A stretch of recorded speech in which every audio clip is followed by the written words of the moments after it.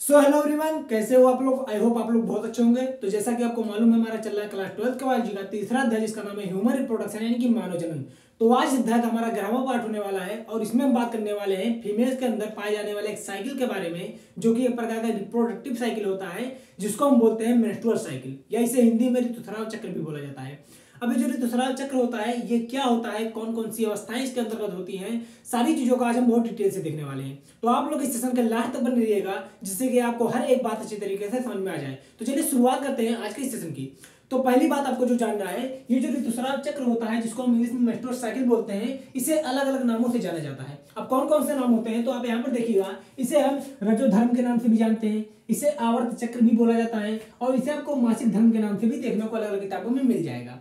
अब ये जो होता है इसको हम मंथली साइकिल या पीरियड के नाम से भी जानते हैं। अब आइए अगर बात करें इसे आर्तव चक्र की या ऋतुस्राव चक्र की, तो ये पूरा 28 डेज का यानी कि कुल 28 दिनों का चक्र होता है। यानी कि जो 28 दिन होते हैं इनमें कई सारी अवस्थाएं आती हैं और उन अवस्थाओं में अपना अलग अलग प्रोसेस होता है। अब ये किस तरीके से होता है तो यहाँ पर आप देखिएगा, मैंने यहाँ पर लिख रखा है कि यह जो साइकिल होता है ये कितने दिनों का होता है, 28 दिनों का होता है। क्लियर है। और ये साइकिल स्टार्ट कब होता है तो याद रखिएगा, यह साइकिल स्टार्ट होता है जब एक फीमेल प्यूबर्टी एज प्राप्त कर लेती है, यानी कि जब उसके अंदर प्यूबर्टी स्टार्ट हो जाती है, यौन प्राप्ति हो जाती है उसके अंदर, तब यह साइकिल उस फीमेल के अंदर स्टार्ट होता है। क्लियर थी बात। अब याद रखिएगा प्यूबर्टी कब आती है एक फीमेल के अंदर, मैंने आपको पहले ही बता रखा है कि जब एक महिला 11 से 13 वर्ष की आयु में हो जाती है, या कहीं कहीं पर आपको देखने को मिलेगा 10 से 12 वर्ष भी। तो 10 से 12 वर्ष या 11 से 13 वर्ष की जब एक महिला हो जाती है तब उसके अंदर क्या स्टार्ट होता है, प्यूबर्टी, जिसे हम यौन प्राप्ति या यौनारंभ बोलते हैं। अभी जो प्यूबर्टी होती है, प्यूबर्टी के बाद क्या होता है, इसके अंदर यह चक्र स्टार्ट हो जाता है। ये सारी बातें आपको यहाँ पर ध्यान रखनी है। मैंने आपको पहले वाले चैप्टर में जब मैं पढ़ा रहा था आपको क्या बोलते हैं रिप्रोडक्शन ऑर्गेनिज्म, यानी कि जिसको हम बोलते हैं जीवो में जन्म, इस अध्याय में मैंने आपको इसके बारे में थोड़ा बहुत जानकारी दे रखा था, जिसमें मैंने आपको बताया था कि जो मेंस्ट्रुअल साइकिल होता है या ऋतुस्राव चक्र होता है यह मैमल्स के अंदर पाया जाता है। मैमल्स बोले तो स्तनधारियों के अंदर पाया जाता है। अब जो स्तनधारी होते हैं ये भी दो टाइप के होते हैं, एक प्राइमेट होते हैं, एक नॉन प्राइमेट होते हैं। तो ये स्तनधारियों के अंदर जो प्राइमेट होते हैं उनमें मिलता है, जैसे ह्यूमंस हो गए, हम लोग हो गए ह्यूमंस हैं, एप्स हो गए, मंकी हो गए, तो ये क्या है, प्राइमेट होते हैं। याद रखिएगा इनके अंदर क्या देखने को मिलेगा, आपको मेंस्ट्रुअल साइकिल देखने को मिलेगा। और यहाँ पर एक बात और ध्यान रखिएगा, ये जो मेंस्ट्रुअल साइकिल होता है ये जब एक फीमेल के अंदर पहली बार आता है, यानी कि जब फर्स्ट टाइम ये मेंस्ट्रुअल साइकिल आता है, तो इस स्त्री को हम क्या बोलते हैं, तो इसको बोला जाता है मैनार्क, या जिसे हिंदी में रजोदर्शन बोलते हैं। तो रजोदर्शन क्या है तो याद रखिएगा, जब प्यूबर्टी प्राप्त हो जाती है एक फीमेल को, तो जब पहली बार उसके अंदर मेंस्ट्रुअल साइकिल या पीरियड देखने को मिलता है, तो इस स्थिति को हम क्या बोलते हैं, मैनार्क या रजोदर्शन बोलते हैं। जो कब आता है तो जब एक महिला 11 से 13 वर्ष की आयु में जाती है तब उसके अंदर प्यूबर्टी आता है और तब यह चक्र यहाँ पर स्टार्ट होता है। अब यह चक्र कब तक चलता रहता है तो यह पूरे रिप्रोडक्टिव फेज तक यह अवस्था चलती रहती है। पूरे रिप्रोडक्टिव फेज तक यह चक्र चलता रहेगा, यानी कि इसमें अंडाणु बनेगा, वह फिर उसके बाद मेंस्ट्रुअल फ्लू के थ्रू वह बाहर निकल जाएगा, फिर बनेगा, फिर बाहर निकल जाएगा। तो यह प्रोसेस लगातार चलता रहता है, लेकिन कब तक चलेगा, जब तक वह महिला प्रेग्नेंट नहीं हो जाती है। अब आगे आप देखेंगे तो जब यह मेंस्ट्रुअल साइकिल परमानेंटली स्टॉप हो जाए, यानी कि एक समय के बाद क्या होगा, यह मेंस्ट्रुअल साइकिल स्टॉप हो जाएगा, परमानेंटली हमेशा के लिए बंद हो जाएगा। तो इस स्थिति को हम बोलते हैं क्या, मोनोपॉज।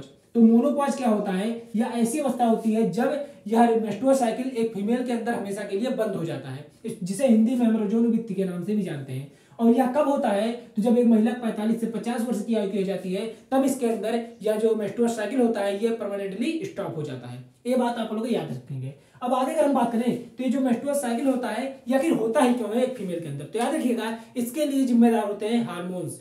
मैंने आपको बताया था कि कुछ हार्मोन्स होते हैं जो फीमेल्स के अंदर उसके यौनारंभ के बाद निकलना शुरू हो जाते हैं, और वही हार्मोन्स क्या करते हैं, इस पूरे चक्र को यहाँ पर प्रोसीड करते हैं। अब कौन कौन से हार्मोन्स होते हैं तो आप यहाँ पर देखिएगा, यहाँ पर जैसे आपका हो गया FSH जिसको हम बोलते हैं फैलोपियन स्टिमुलेटिंग हार्मोन्स, LH होता है जिसको ल्यूटिनाइजिंग हार्मोन्स बोलते हैं, इसके अलावा एस्ट्रोजन होता है और प्रोजेस्टेरोन होते हैं। ये कुल 4 प्रकार के ऐसे हार्मोन्स होते हैं जो इस पूरे मेंस्ट्रुअल साइकिल के दौरान यहाँ पर निकलते रहते हैं और अलग अलग कार्यों को करते रहते हैं यहाँ पर। तो सबसे पहले अगर हम बात करें तो मेंस्ट्रुअल साइकिल कुल 4 अवस्थाएं होती हैं। सबसे पहली जो अवस्था होती है इसको हम बोलते हैं क्या, मेंस्ट्रुअल फेज, जिसे हम हिंदी में स्राव अवस्था बोलते हैं या ऋतुस्राव अवस्था के नाम से भी जानते हैं।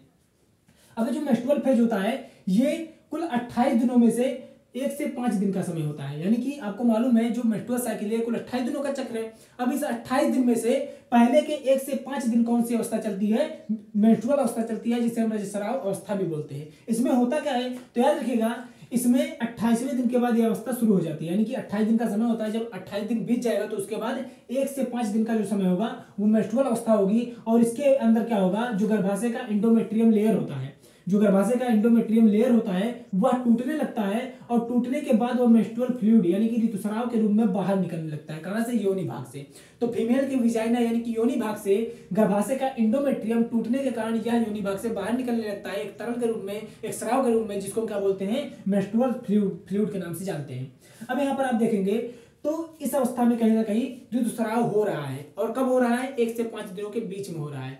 अब इस अवस्था में क्या होता है, जो फीमेल होती है उसके अंदर अगर मेंस्ट्रुअल फ्लूइड ना निकले, यानी कि मेंस्ट्रुअल साइकिल अगर नहीं आता है, तो इसका रीजन क्या हो सकता है। तो याद रखिएगा, अगर किसी फीमेल के अंदर मेंस्ट्रुअल साइकिल नहीं आ रहा है, यानी कि ऋतुस्राव नहीं हो रहा है, तो इसका सिंपल सा रीजन होता है, सबसे मेन जो रीजन होता है कि वह महिला क्या हो चुकी है, प्रेग्नेंट हो चुकी है। तो पहला रीजन आप लोग याद रखेंगे कि अगर किसी महिला के अंदर जो मेंस्ट्रुअल फ्लूइड है वो बाहर नहीं निकलता है, यानी कि मेंस्ट्रुअल साइकिल नहीं आ रहा है, तो याद रखिएगा उसका संकेत क्या होता है, वो महिला प्रेग्नेंट हो चुकी है। लेकिन जरूरी नहीं है कि यही रीजन हो कि महिला प्रेग्नेंट है तभी उसके अंदर मेंस्ट्रुअल साइकिल नहीं आ रहा है। इसके अलावा भी बहुत सारे रीजन हो सकते हैं, जैसे उसका पुअर डाइट हो, यानी कि वह भोजन सही तरीके से नहीं कर रही है, गलत आहार ले रही है। इसके अलावा उसका हेल्थ पुअर हो, यानी कि जो उसका स्वास्थ्य है वो खराब हो सकता है, या ज्यादा स्ट्रेस लेती है, ज्यादा तनाव रहता है उसके दिमाग में, तब इसकी वजह से भी ये मेंस्ट्रुअल साइकिल नहीं आता है। लेकिन जो मेन रीजन होता है वो क्या हो सकता है, आपका प्रेगनेंसी हो सकता है। ठीक है, इस बात को आप लोग याद रखेंगे। अब आगे अगर बात करें तो मेंस्ट्रुअल साइकिल में क्या होता है, जो ओवम होता है वो अगर फर्टिलाइज हो जाए, ठीक है, अगर फर्टिलाइज हो जाता है तो ये मेंस्ट्रुअल साइकिल नहीं आता है। क्लियर थी बात। अगर ओवम जो निकल रहा है फीमेल के ओवरी से, अगर वह फर्टिलाइज हो जाए यानी कि निषेचित हो जाए, तो उसके अंदर मेंस्ट्रुअल साइकिल फिर नहीं आएगा। क्लियर थी बात। तो ये था पहली अवस्था। अब दूसरी अवस्था की अगर बात करें तो दूसरी अवस्था को हम बोलते हैं क्या, फॉलिकुलर फेज, या जिसको हम पुटकी अवस्था भी बोलते हैं। अब पुटकी अवस्था नाम है तो कहीं ना कहीं इसमें अंदर पुटका का निर्माण होगा। आपको मालूम होना चाहिए कि जो फीमेल होती है वो जब अपने माँ के गर्भ में होती है तभी उसके अंडाशय में प्राथमिक पुटका यानी कि प्राइमरी फोलिकल का निर्माण हो जाता है, और प्राइमरी फोलिकल बना ही रहता है उसके प्राथमिक बोल सकते हैं ओवरी या अंडाशय के अंदर। और जब वह महिला जन्म के बाद 11 से 13 वर्ष की आयु में आ जाती है तब उसके अंदर प्यूबर्टी स्टार्ट होता है, और प्यूबर्टी स्टार्ट होने के बाद कुछ हार्मोन्स होते हैं जो क्या करते हैं, इस प्राइमरी फोलिकल को ग्राफियन फोलिकल में चेंज करते हैं। अब यहाँ पर आप देखिएगा तो ये जो अवस्था होती है जिसको हम फॉलिकुलर अवस्था बोलते हैं, ये 15 से 13 दिन के बीच की अवस्था होती है। और इसमें होता क्या है, तो इसमें तो मुख्य घटनाएं होती है। कौन कौन सी, तो जो पहली घटना होती है वो होती है ओवरी या अंडाशय के अंदर। अंडाशय में क्या होता है, तो याद रखिएगा अंडाशय में जो प्राइमरी फोलिकल मिल रहा है, क्लियर है, उसको एफएसएच हार्मोन आकर के प्रेरित करेगा और इसे ग्राफियन फोलिकल में चेंज कर देगा। तो पहला हार्मोन आपने देख लिया जो है एफएसएच। एफएसएच क्या कर रहा है, ये प्राइमरी फोलिकल को ग्राफियन फोलिकल यानी कि ग्राफियन पुटका में चेंज करने का काम कर रहा है। और दूसरा घंटा होता है कहां पर, यूट्रस या गर्भाशय के अंदर। गर्भाशय के अंदर क्या होता है, तो गर्भाशय के अंदर ये जो आपका ग्राफियन फोलिकल है ये इस गर्भाशय के इंडोमेट्रियम को बनाने का काम करता है, यानी कि जो गर्भाशय का अंतः गर्भाशय भित्ति है उसमें एस्ट्रोजन हार्मोन्स आता है, और यह एस्ट्रोजन हार्मोन्स इस गर्भाशय के अंतः गर्भाशय भित्ति को बनाने का काम करता है। और ये एस्ट्रोजन हार्मोन्स आ कहां से रहा है, तो याद रखिएगा ये एस्ट्रोजन हार्मोन्स आता है इस ग्राफियन फोलिकल से, यानी कि ग्राफियन फोलिकल बन चुका है ओवरी के अंदर, और यह ग्राफियन फोलिकल क्या निर्माण करेगा, एस्ट्रोजन हार्मोन्स को स्रावित करेगा, और यह एस्ट्रोजन हार्मोन्स इस बोल सकते हैं गर्भाशय के अंदर आएगा, और गर्भाशय के अंतर गर्भाशय भित्ति जिसको इंडोमेट्रियम बोलते हैं इसको बनाने का काम करता है। तो इस तरीके से ये दो घटनाएं कहां पर होती हैं, आपके फोलिकल फेज में होती है, यानी कि पुटकी अवस्था में होती हैं। तो ये दो अवस्थाएं आपकी कंप्लीट हो चुकी हैं। अब आइए बात करते हैं तीसरी अवस्था की। जो तीसरी अवस्था होती है जिसको हम बोलते हैं ओव्यूलेटरी फेज, या इसे हम हिंदी में अंडोत्सर्ग अवस्था बोलते हैं। अब जो अंडोत्सर्ग अवस्था होती है ये 14वें दिन तक में होती है, यानी कि वो कुल 28 दिनों का समय होता है, जिनमें से 1 से 5 दिन क्या हुआ, मेंस्ट्रुअल अवस्था चला। दूसरा क्या हुआ, 5 से 13 दिनों तक फॉलिकुलर अवस्था चला। इसके बाद आता है आपका अंडोत्सर्ग अवस्था, जो कब आता है 14वें दिन में होता है, यानी कि 14वें दिन अंड का क्या होगा, निर्माण होगा। ये अंड ग्राफियन फोलिकल को तोड़ करके आपके फैलोपियन ट्यूब में आ जाता है। इस बात को आप लोग याद रखेंगे। अब याद रखिएगा इस ओव्यूलेटरी फेज में या अंडोत्सर्ग फेज में जो एलएच हार्मोन्स होता है इसके द्वारा ग्राफियन फोलिकल रप्चर्ड हो जाता है। रप्चर्ड मतलब टूट जाता है, और टूटने की वजह से जो ओवम या अंडाणु है ये कहां पर आ जाएगा, बाहर आ जाएगा। और बाहर आने पर कहां आएगा, फैलोपियन ट्यूब, या जिसे हम अंडवाहिनी बोलते हैं या डिंबवाहिनी बोलते हैं, उसके अंदर आ जाता है। अब याद रखिएगा इस अवस्था में जो एलएच हार्मोन्स होता है ये बहुत ज्यादा सिक्रीजन होता है। इसका क्या होता है, एलएच हार्मोन्स का बहुत ज्यादा सिक्रीजन होता है ओव्यूलेटरी फेज में। इस अवस्था को क्या बोलते हैं हम, एलएच सर्ज बोलते हैं, यानी कि ओव्यूलेटरी फेज में एलएच हार्मोन्स बहुत अधिक मात्रा में निकलता है, इसीलिए इस स्थिति को हम क्या बोलते हैं, एलएच सर्ज के नाम से जानते हैं, जो कि एनसीईआरटी में दे रखा है। अब आप देखेंगे कि ओव्यूलेटरी फेज में ओवम तो निकल चुका है, फैलोपियन ट्यूब में आ चुका है। अभी जो ओवम आया है फैलोपियन ट्यूब में, इसकी दो फ्यूचर हो सकता है, यानी कि इसका जो भविष्य होगा वो दो तरीके का हो सकता है। अगर इसे मान लीजिए स्पर्म मिल जाए, यानी कि अगर इसे शुक्राणु मिल जाता है तो यह क्या करेगा, फर्टिलाइजेशन करेगा, और फर्टिलाइजेशन जब करेगा तो इसकी वजह से मेंस्ट्रुअल साइकिल नहीं आएगा। क्या हो नहीं आएगा, मेंस्ट्रुअल साइकिल नहीं आएगा, क्योंकि फर्टिलाइजेशन करने के बाद ये युग्मनज में बदल जाएगा, और युग्मनज में बदलने के बाद ये आगे चल के भ्रूण बनेगा, और भ्रूण क्या होगा, गर्भाशय के एंडोमेट्रियम से जाकर के जुड़ जाएगा, यानी कि वह महिला प्रेग्नेंट हो जाएगी।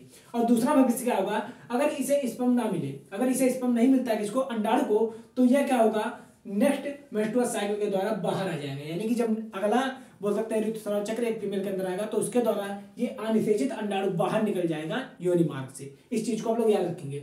अब याद रखिएगा, अंडोत्सर्ग के दौरान जो ओवम या अंडाणु निकला है, जो फैलोपियन ट्यूब में आ गया है, अगर इसे 24 घंटे के अंदर स्पर्म मिल जाता है तो जो होगा, इसके बोल सकते हैं महिला के प्रेग्नेंट होने के चांसेस बहुत ज्यादा होते हैं। यानी कि यहीं पर लिखा गया है कि ओवम रिलीज होने के 24 घंटे के भीतर फर्टिलाइजेशन की सबसे अधिक संभावना होती है। अगर इसे स्पर्म मिल जाए तो यहाँ पर फर्टिलाइजेशन हो सकता है।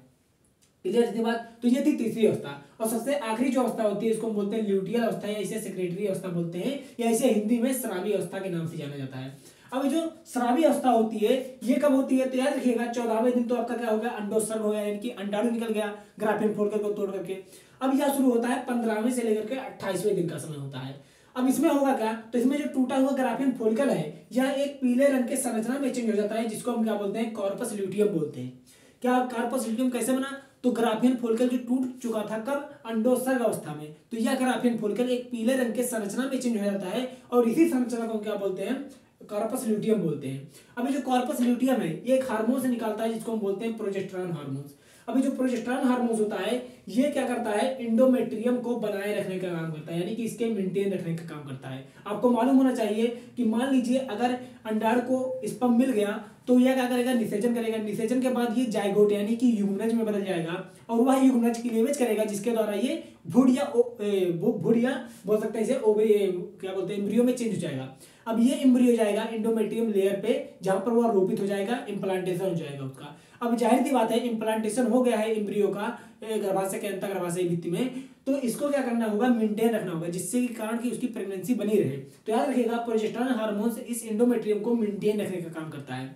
अब याद रखिएगा यहाँ पर जो दूसरा काम होता है प्रोजेस्टेरॉन हार्मोन्स का, ये इंडोमेट्रियम को मेंटेन रख रहा है, इसीलिए इसको हम क्या बोलते हैं, प्रेगनेंसी मेंटेनिंग हार्मोन्स के नाम से भी जानते हैं। क्यों, क्योंकि भ्रूण कहाँ पर रोपित हो गया है, इंडोमेट्रियम में रोपित हो गया है, और इंडोमेट्रियम में जब रोपित हो गया है भ्रूण, तो इंडोमेट्रियम को हमें बनाए रखना होगा प्रेगनेंसी के समय के दौरान, तो इसको बनाए रखने का काम प्रोजेस्टेरॉन करता है, इसीलिए प्रोजेस्टेरॉन को हम प्रेगनेंसी मेंटेनिंग हार्मोन्स भी बोलते हैं।